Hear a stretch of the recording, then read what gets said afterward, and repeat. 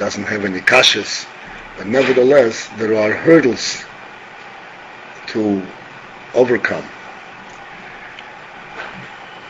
And sometimes these hurdles are eased and made easier, and sometimes these hurdles are eliminated by just a little insight.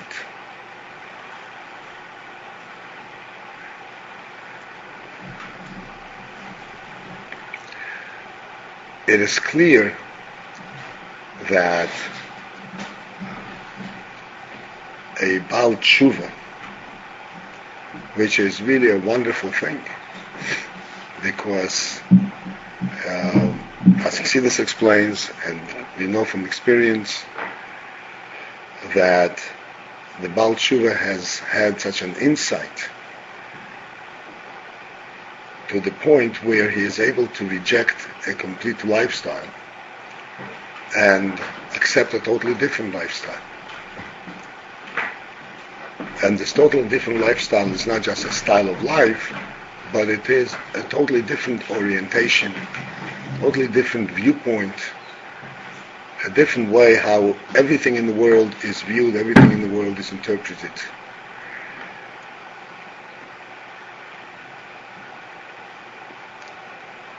And with all that insight, the insight is strong enough for him to know that this is the only way to go. But it does not, in effect, eliminate those realities with which he was familiar from before. And he is always confronted with this conflict that, yes, of course, this is true, and I have no question about it. But on the other hand, this is also true. How do you merge the two? How do you relate to that?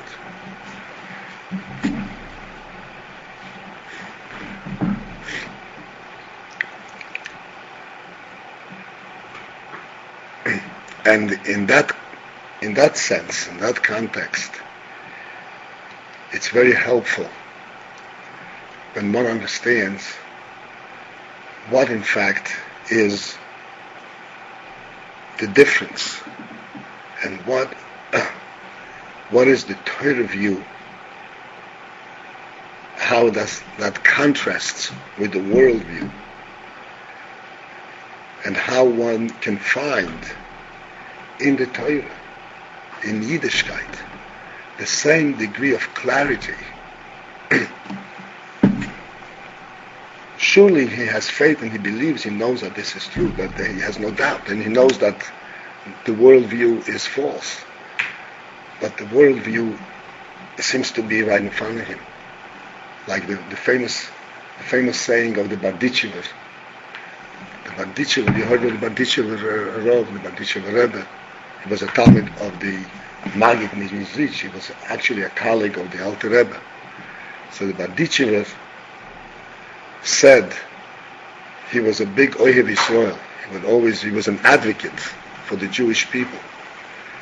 So he stood up and he said, Ribbono Shel Olam, God Almighty, he said, why do you have such pretense? Why do you have such tightness to Yidden?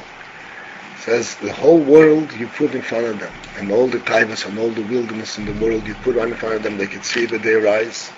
It's so real. The truth of the Torah you put in a book.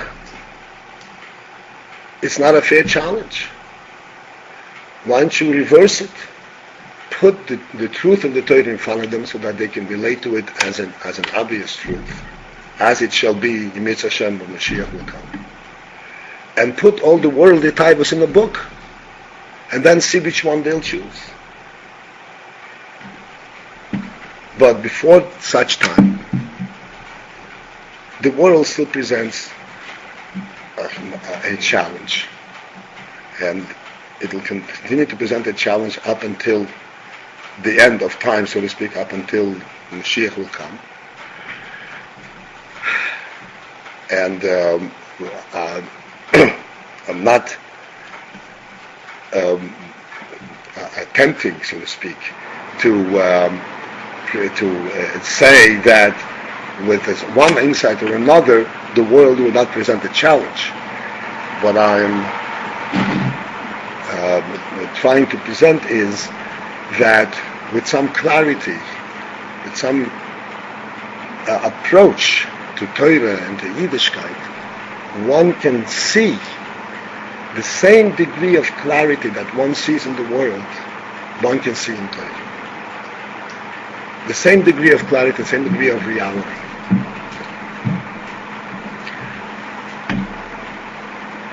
And in that way, it is extremely helpful. We know that in Chassidus, which originally was revealed and taught by the Baal Shem Tov, and then subsequently carried on by the Mezritcher Maggid. And Mezritcher Maggid had several Talmidim, what they called Chagaya Kadisha. Each one of the Mezritcher Maggid's Talmidim became a Rebbe in his own area. And then each one of these Talmidim essentially carried on the teachings as the Maggid and the Baal Shem Tov taught. But then there was one outstanding student of the Mezritcher Maggid, the Alter Rebbe, and he in fact devised a new method of presenting Chassidus.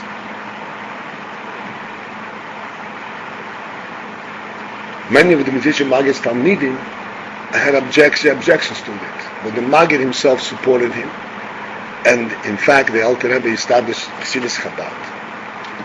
And one in fact is Chassidus Chabad in contrast to the other Chassidus, to what's called Chassidus HaKlolis, the general Chassidus, as taught by the Baal Shem Tov, the Maggid, and all the Talmidim. The difference is in its name, Chabad. Essentially, Chabad means Chochmah Bin Vadas. Essentially, that the Alter Rebbe presented Chassidus in such a clear fashion that one is capable to put it in actual words and in logical format. The power of this is, in effect, that it can counterstand the challenges of the world in a much more direct way. Whereas Chassidus Chagas, the general Chassidus, elevates a person to an avodah with his heart and dedication, warmth, and this warmth and this experience, the emotional experience, carries him through that where he is able to ignore and stand against all worldly challenges. But he is not capable to actually transform and fight these challenges. He can ignore them. There is a saying also illustrating this point, that a Polish Chassid was debating a Chabad Chassid. We know that the Polish Chassidim, they daven with great excitement and very quickly. And Chabad Chassidim davened in a more relaxed manner, very concentrated, and it took a much more elongated period of time.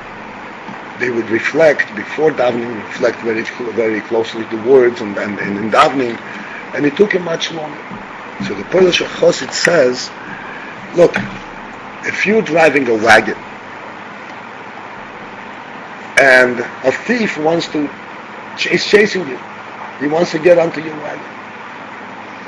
So if you drive slowly, what happens? He jumps onto your wagon. And then you're going to have a fight with him. What's the best way? Best way is to chase the horses as fast as you can, so that the thief will not have a chance to jump onto the wagon.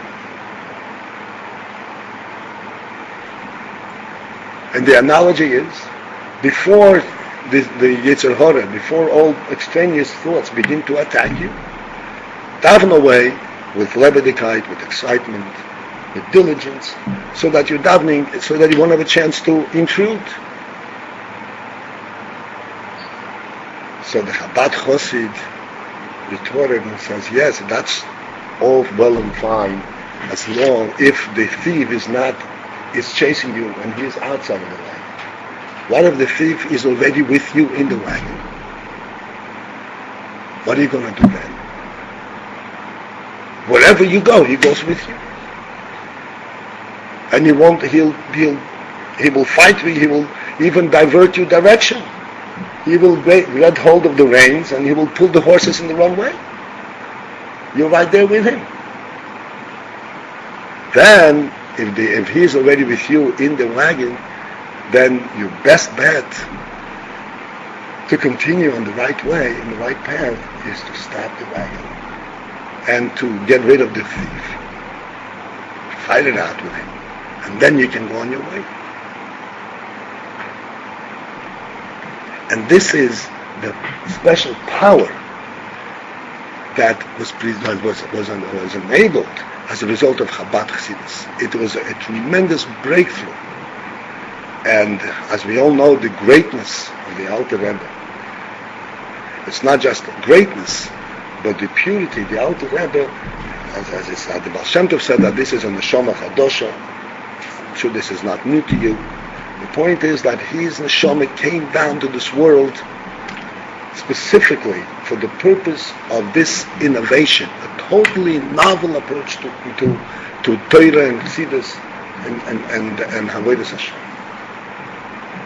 And this novel approach is extremely suited and necessary in the latter days, in the final days of Mashiach, particularly today.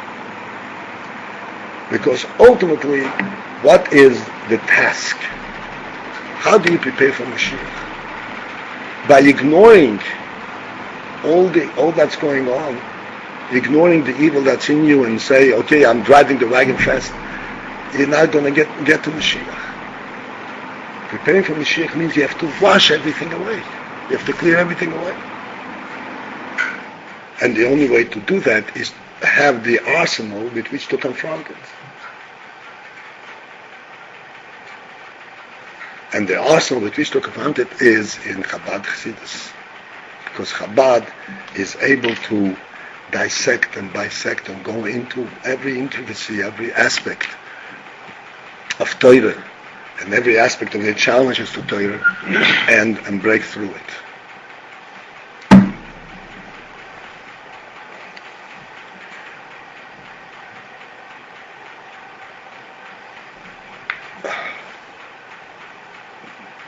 We know, and I'm sure you learned, that there are two nefoshes, the two souls, two actual powers within the person. And these powers are not just powers, these are complete structures, starting from Chochmah, Bina, V'das, with all the 10 koiches that constitute a human being. The Nefesh or Elekis has all 10 koiches. So too does the Nefesh Abamis.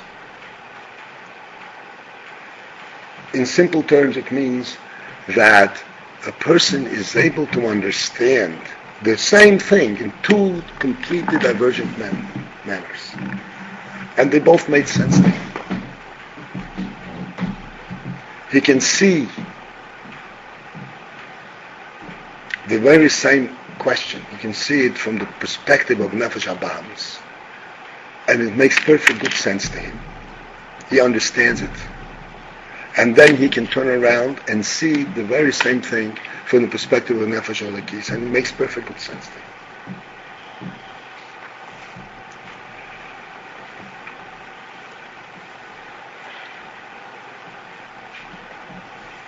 Then we also say that in the Nefesh Elekis, beyond the koiches of Chochmah, of the powers of the intellect, there is also emunah, faith, and insight that in a certain sense, without going into great details, in a certain sense, this is something which in fact is present in the Nefesh Elekis more than the Nefesh Abamis. There are different madrigas in this, and I can't go into details. But in effect, the important point is that what we very often do is we counter the nefesh habahamis, we counter the view of the worldly view by saying, but I believe differently because I have faith, I have a moon. So although the world presents a factual, so to speak, a logical argument or a very factual presentation of a worldly view, but I can ignore it because I believe differently. This is essentially the method of prior to Chabad. The meaning of Chabad is that it can present it can present a view, a world view, with the same degree of clarity and the same degree of logic and way beyond it that can be presented by the world. And that way, we can actually conquer, we can actually overcome the challenges coming from them, not just ignore them.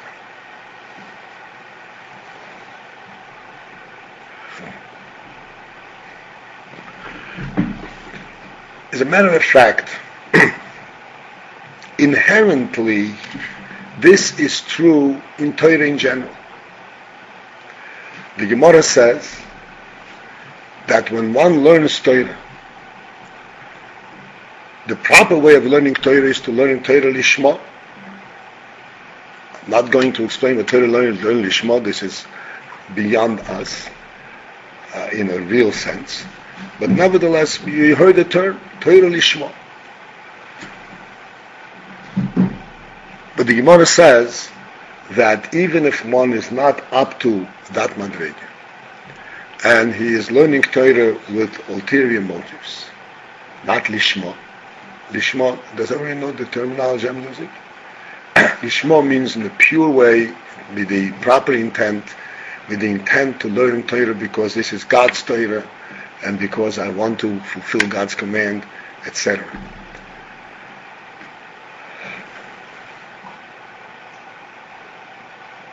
Even if one is learning Torah not Lishma, is not learning Torah Lishma, which means it's not pure. So therefore, if it's not pure, who knows what can happen from this? So the Gemara says one should indulge and pursue that learning anyway. Because the Gemara says, this is an expression from the Gemara, Hamoir shabo machzir l'mut. Hamoir means the luminary that is contained in Torah will ultimately bring him back to the right way. And I want to explain these words a little bit. Moir, there is oir. You heard the word oir. Oir means light. Moir means that which gives off the light, the source of the light.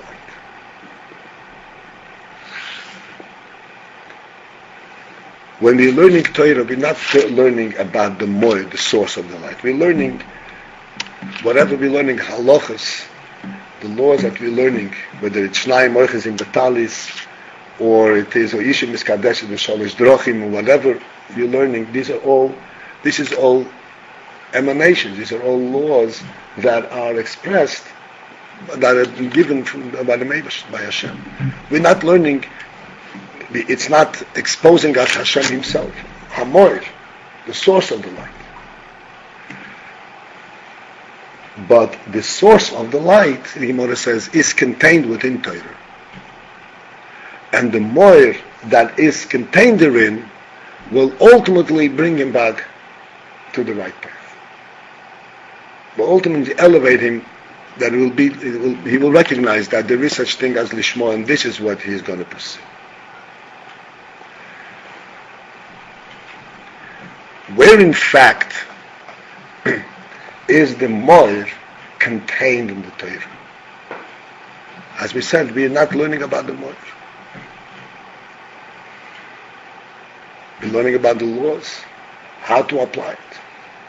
And when we're learning about the laws, instantaneously, these laws come in contrast and in conflict with what we know the world to be.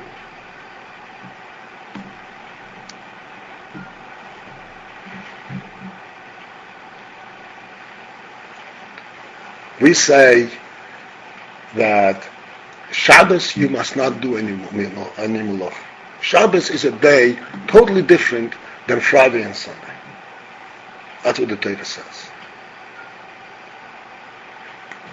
When you go step out of Torah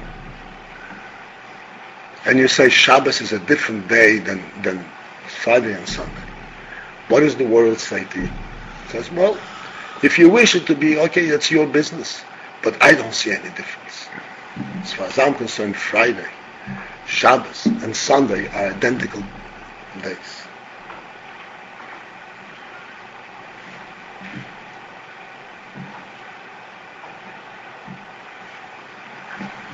So therefore, the laws of the Torah inevitably come in conflict with the laws of nature. With the laws as we see it in the world.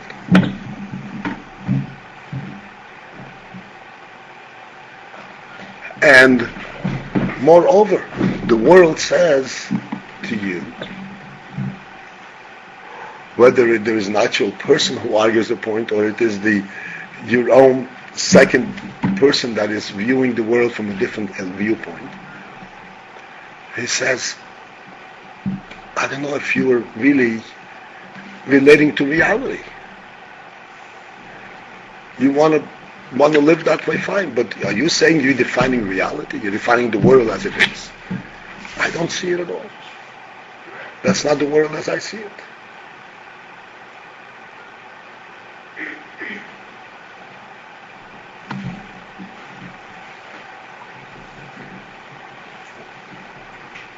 So what do we counter that with? What is the counter? What is the basis in the Torah for saying Shabbos is Shabbos? We are saying that you, the world, the way you see the world, that Friday and Shabbos and Sunday are identical days. It is because you are not relating at all to the basic question as to what the world stands for, where the world comes from.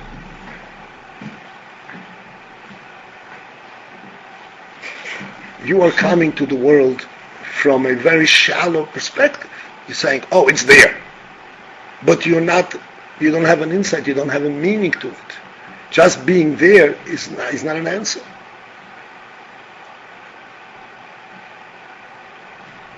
So the Torah says, this is the exact same world you're talking about. But I'm saying to you, this world is a real thing. This world is not an accident that just happens to be there. If you look at it superficially, in this fashion, yes, you don't understand. But because you're a behemoth, you don't understand. But the moir, the luminary that's contained in the Torah, meaning the source, the basis of Torah, which is contained in the Torah, in every word, in every halacha, says, of course there is Friday and Shabbos and Sunday are different. Because each day was intentionally created.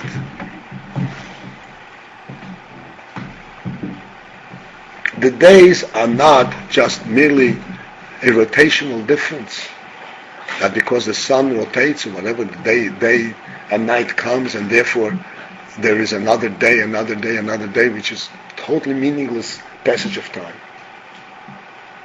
Because no. Each day was intentionally defined and designed and created. And each day has its function.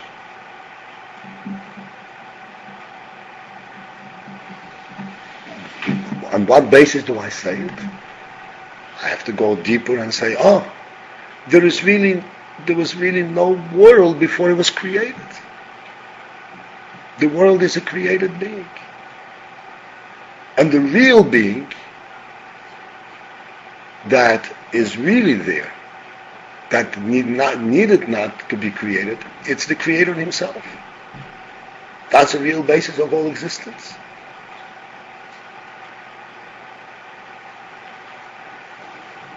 And thus,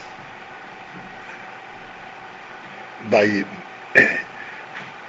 simply learning the halachas and getting deeper into them and getting to understand the source and meaning of each halacha, the Gemara says that we are assured that if one learns honestly, without falsifying, he will recognize the moy, he will recognize the source of everything. And thus it will set him on the right path.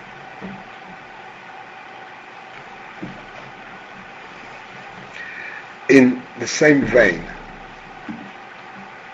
the inyan of Chabad, of Chassidus, or coming back to what I mentioned before, there is the 10 koiches, there is Chochmah, Bina, V'das, there is the powers of intellectual powers, emotional powers, which are countered by the Nefesh HaBahamis. And then there is also the Emunah, the faith.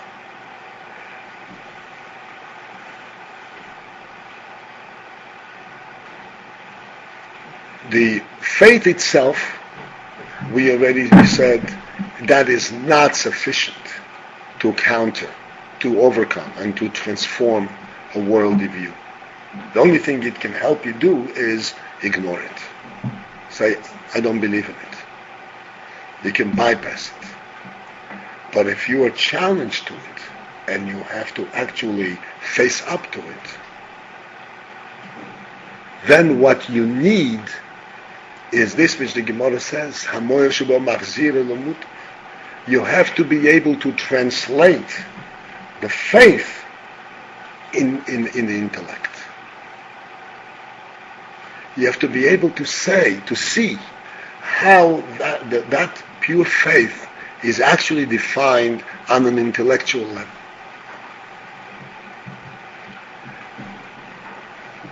When this is presented in Chassidus Chabad, with this approach, we are capable of reaching a point where we have a clear intellectual definition of the world.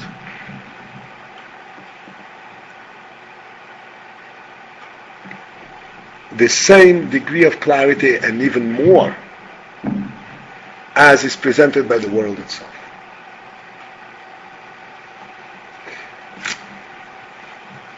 The same degree of clarity, that's because it's just as logical as that, and more because the world always leaves one question. But where are you coming from? What are you there for? And here this question is clearly explained. The world has a source, the world has a meaning.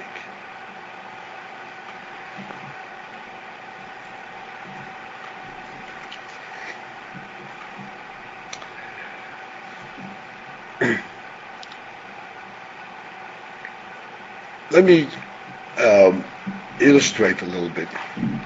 I don't know, you're learning Kiddushin now, whether it's Kiddushin or whether it is whichever tractate, whichever Masechta you learn.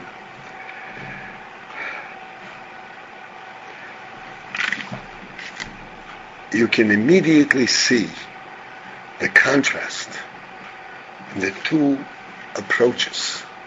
The Torah approach, particularly the way Chassidus elaborates it and reveals it and explains it, and the world approach.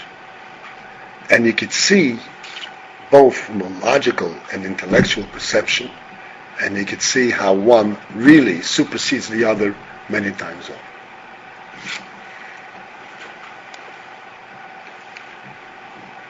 When it comes to civil disputes,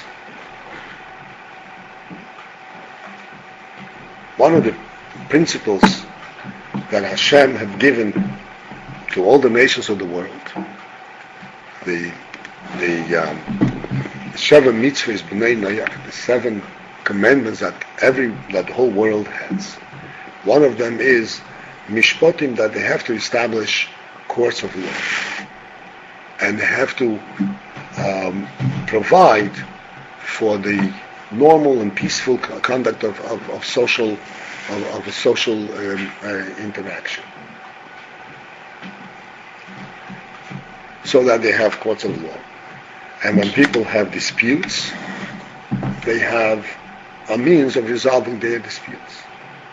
And the means of resolving their disputes has some degree of control, some degree of justice.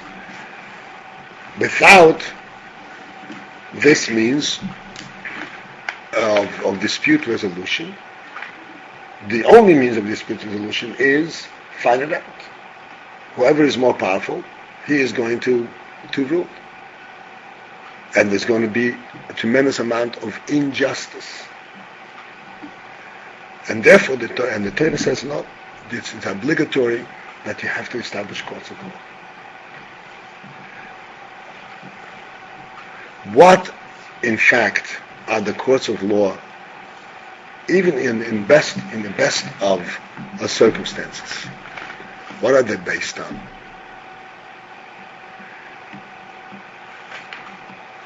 You have 2 people, Reuven and Shimon. Reuven claims this is mine, and Shimon claims this is mine. And they have their proofs and their arguments and all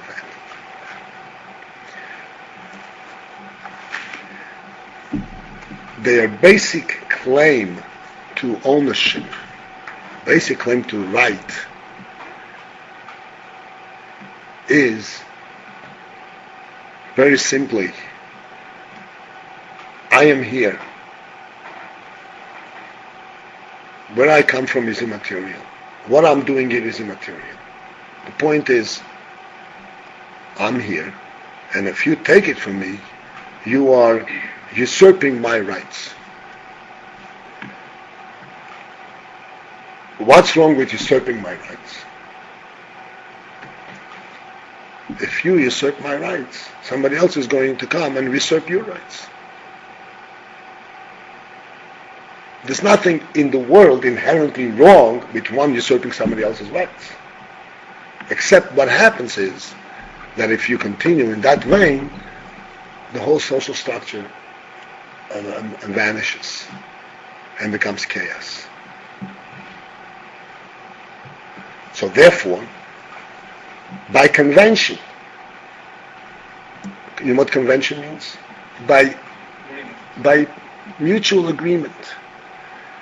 People got together and they agree, in order to safeguard my property, I have to make sure that your property is safeguarded.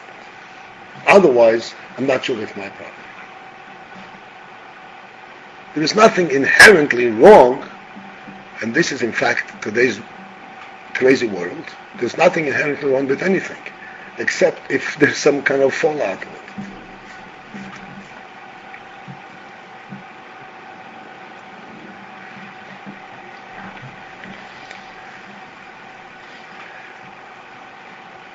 And this is basically the basis of civil law.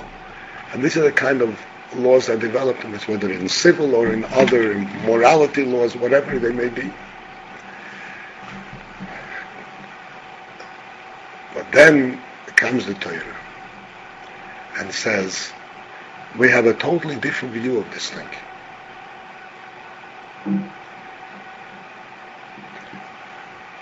The rights that a person has are not rights that can be that can be usurped, that can be avoided, because these are things, every person has a place in this world. Why? Because he belongs there, because God put him there.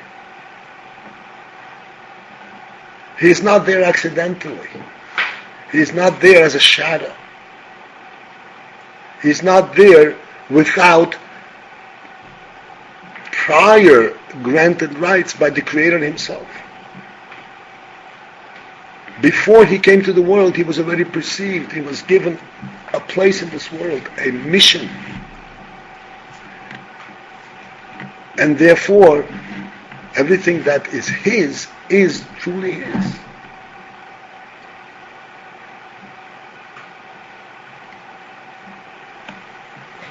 And thus, the laws of the Torah, the civil laws of the Torah, have a totally different picture. If you learn, let's give you an illustration.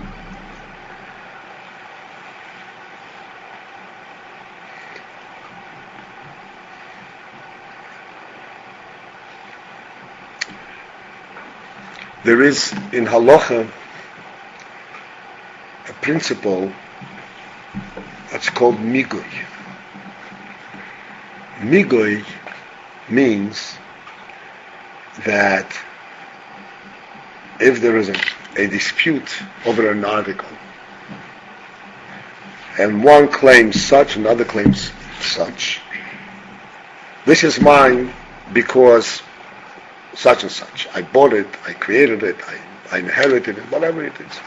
This one claims it's mine because you sold it to me, or I found it, whatever the arguments are.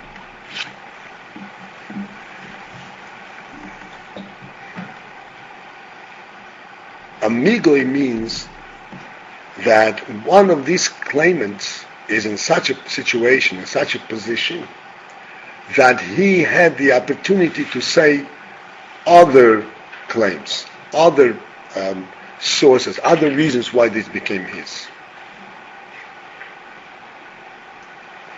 So the halacha says that if one has a migui, this grants him a certain degree of ownership and power over this article.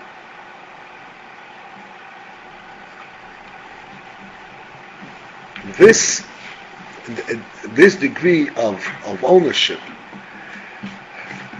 defines what it's not just plain proof of ownership, proof where it comes from. This defines in what way, to what degree he has a right to it. And to what degree his opponent has a right to it. And we judge, the halacha judges, what is the degree of this person's ownership of the article, and what is the degree of this person's ownership. And the one who has a greater degree of ownership, he is the one who gets it. In the civil court, there is no such thing as a degree of ownership. It's just a question of the flat out proof. And if you have proof or you don't have proof. In Torah there is what's called a degree of ownership. And the reason there is that concept of degree of ownership is because ownership is something that is real because it's granted to you by the Meibash himself, by the owner of the whole world. The Reibish, the Hashem himself, is behind that power, that grant of right, that grant of ownership.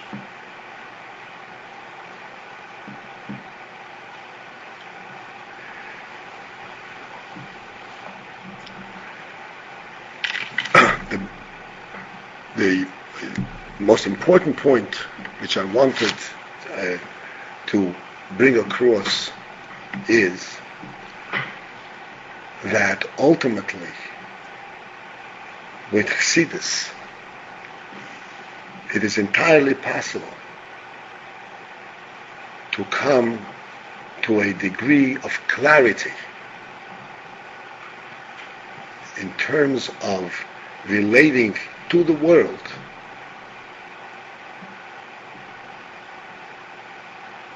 that really that I can counterbalance and present a real reality view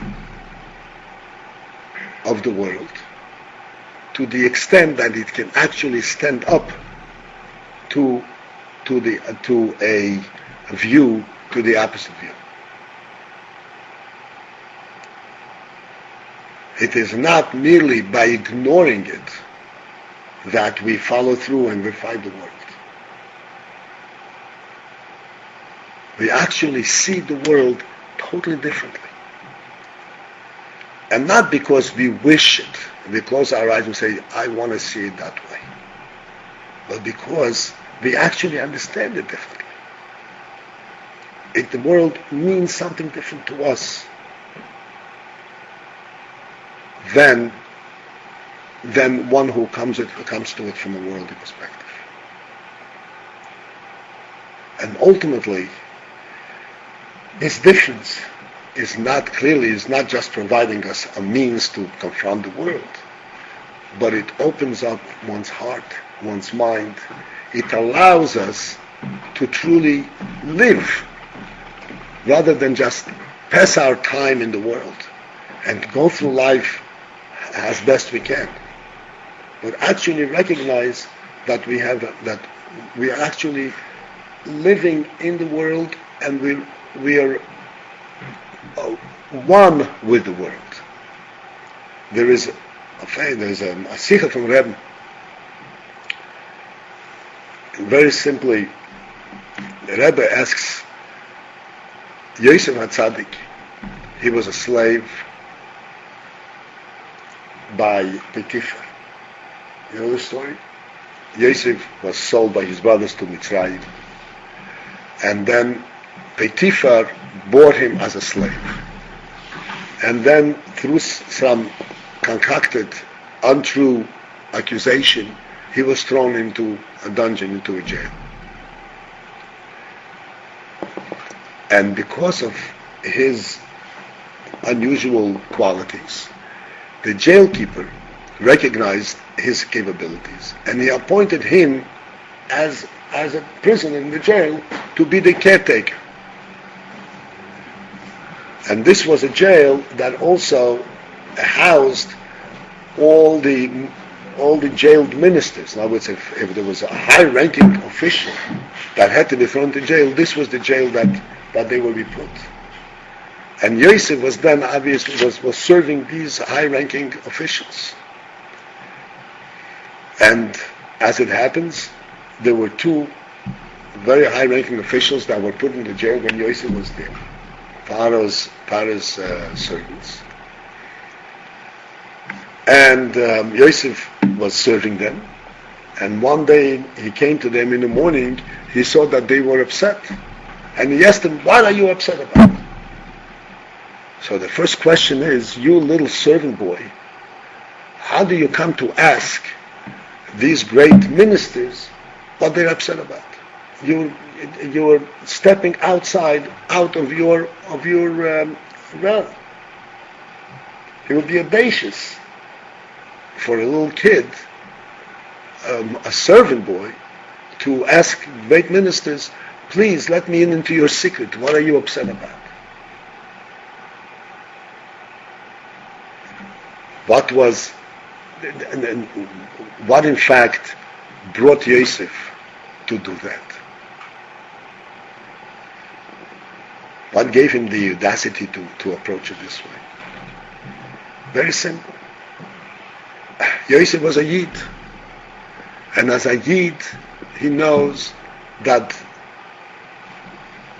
the world belongs to Hashem. And the place in the world that he was put, that is his place that he has to work in this world. He's not just an individual hiding in his own skin. He is living in the world that the Rebbe put him in. And everything in the world pertains to him. Because That's the world he has to live in. That's Hashem put him there. It's not an accident. And it's his business to know and to try and resolve problems that are occurring in his world. He sees these ministers, and he sees that they are sour, that they are upset. So he says, oh, it's my job. I see it. It's my job to attend to it. Let me see what I can do.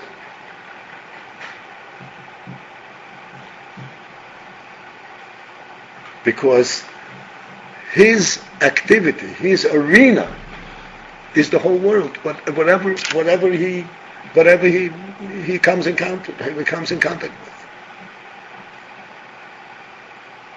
When you look at this from a worldly perspective, where each person is in the world kind of an intruder, he's fighting for his turf, he's fighting to secure his little place in the world, because he doesn't really belong there.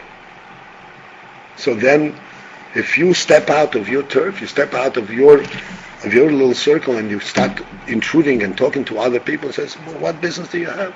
And in fact, what business do I have? I'm not interested in anything else. I'm interested in only myself. If that much.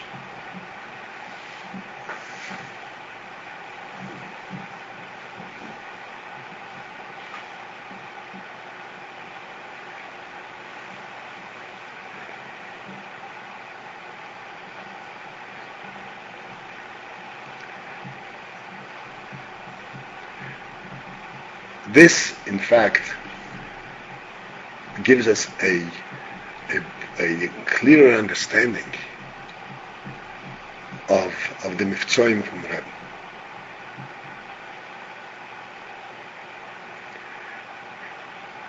Everybody, I'm sure went to Miftzoim, and you encounter all kinds of different people. And now, after so many years, the path has already been broken through, and there's little resistance, if certainly not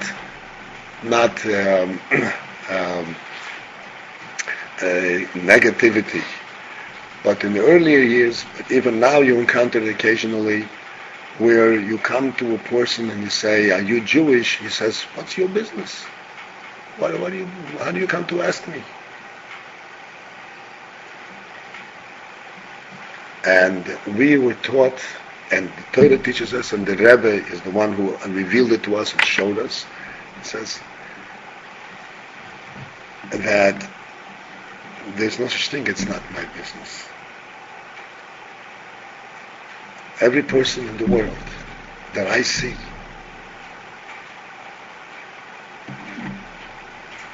and it's possibility that I can give him something that is good, that he should know.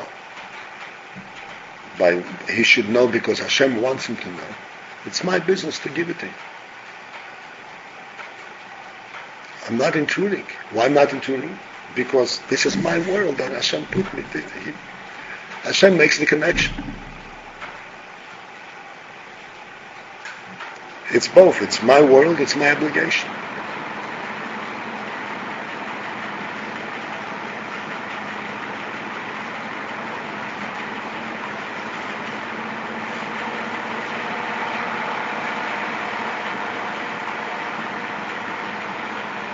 In effect, if I would take one more minute, many people have asked over the years, Chabad, we know Chabad stands for Chochma Bina V'Das, which means intellect, in short. As a matter of fact, if we go back to the history of Chabad, you know that the greatest intellectual minds, this is what Chabad was. Chabad was involved in deep thought, in deep learning, going out to the street and asking someone to put on tefillin. It sounds good, but where does it come to Chabad? How is that Chabad? That's a nice deed, but where is it? How is it Chabad?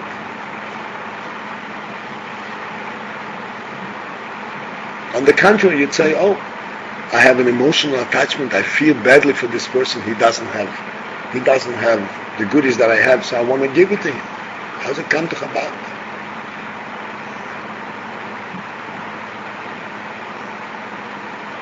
The answer is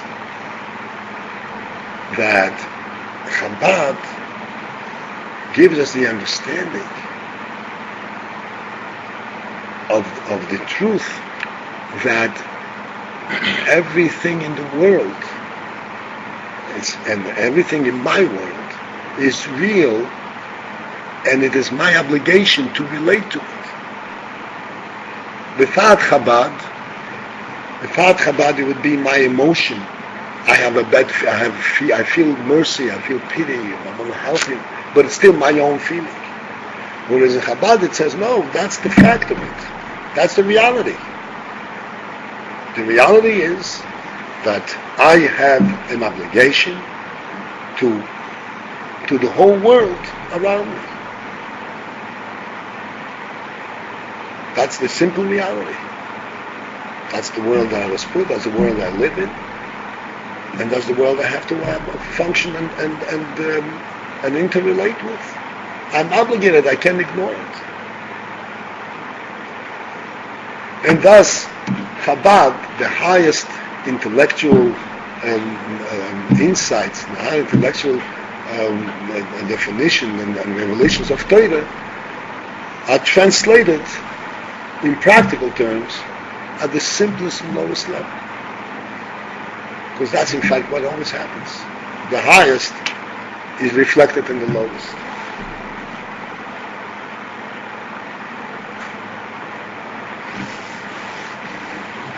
Okay, I think that I'm going to kind of end at this point. If you have any questions, I can entertain them a few minutes. No questions. What time you usually? I don't have a schedule yet. I'll be here. I'll be here earlier than I'll be here hopefully around 12 actually. I hope to get to know you guys, and I hope to be able to contribute a little bit to your success, to your progress. Okay. Danke sehr.